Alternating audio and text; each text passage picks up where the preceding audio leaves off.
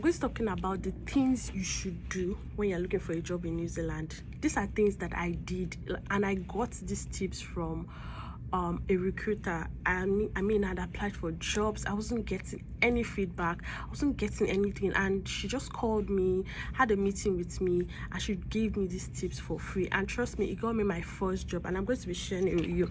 In fact, I wrote it down so that I don't forget, I don't miss out on anything. I think I'm going to do it in 2 parts, so that I'm not rushing everything in one video. The first thing is, New Zealand is a small country. Networking is important. Oh my goodness, you have to network. You see this small phrase they use here. They use let's go for a coffee catch up.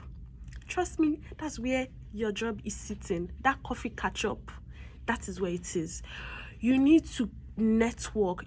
Look out for conferences, networking sessions, when they say, oh, coffee catch up, things like that. That is where your job is. They are so big on networking. They are so big on referrals. That's what I noticed about New Zealand, particularly Wellington, because it's such a small knitted place or environment. So it's more about, you have to know somebody.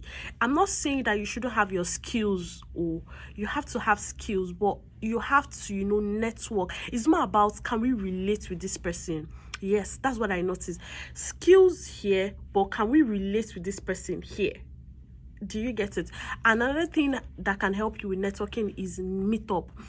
So I go to Meetup and I look for, what are the networking events that are happening. I look at my area of, interest and go to Meetup, search for it. There's always something happening, and that's where you meet people. And when you meet people, you have to open your mouth to talk.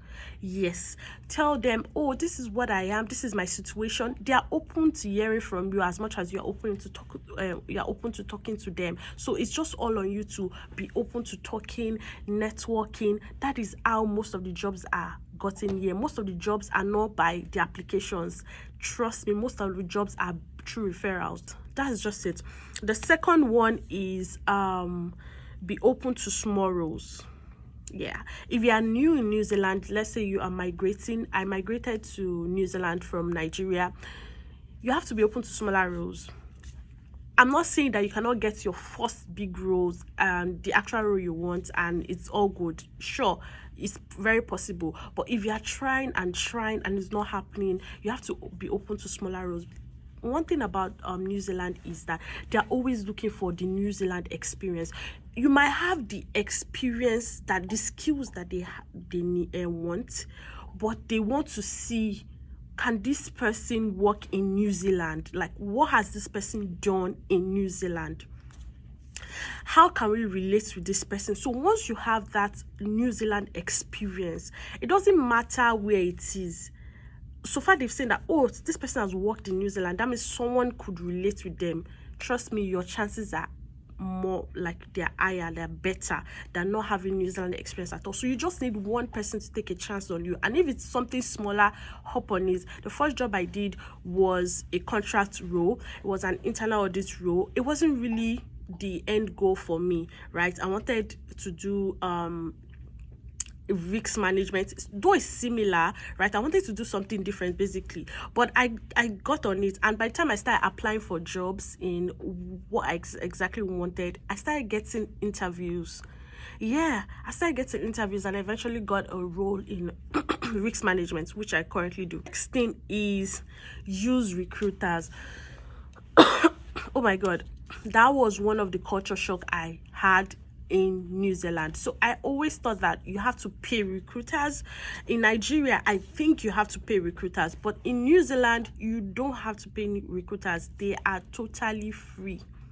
They are looking for you, as a matter of fact. So use recruiters. They are like advocates. Exactly. They are like advocates. They advocate for you with these organizations, because organizations pay recruiters to look for talent. So they are looking for you. Another thing about using recruiters is that let me stick this back on. Okay, another thing about using recruiters is that they help you to, they look at your CV and they help you to, they give you suggestions. Do you get, oh, I think you need to adjust this.